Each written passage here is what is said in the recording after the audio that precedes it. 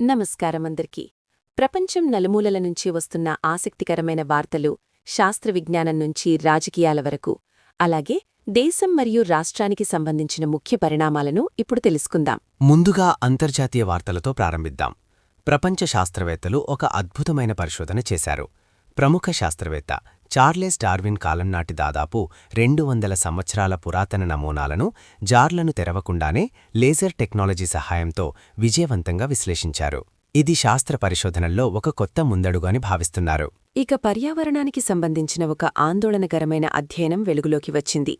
2000 రకాల కీటకాలపై జరిపిన పరిశోధన ప్రకారం 2100 నాటికి అమెజాన్ అడవుల్లోని సగం కీటక జాతులు తీవ్రమైన ఉష్ణోగ్రతలను ఎదుర్కొనే ప్రమాదముంది అని శాస్త్రవేత్తలు హెచ్చరిస్తున్నారు. అమెరికాలో రాజకీయంగా మరో కీలక పరిణామం చోటుచేసుకుంది.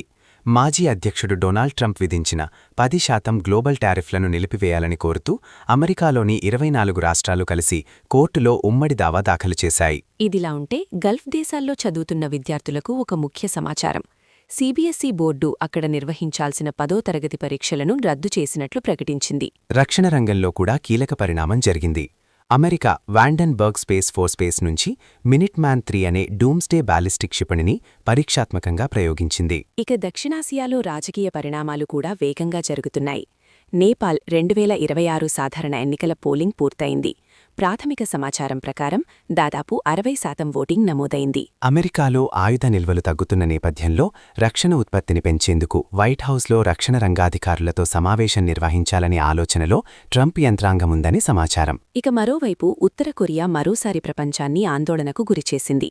దేశాధినేత కిమ్ జోంగున్ కొత్తగా నిర్మించిన 5000 టన్నుల యుద్ధనౌక నుంచి క్షిపణి పరీక్షలను స్వయంగా పర్యవేక్షించారు.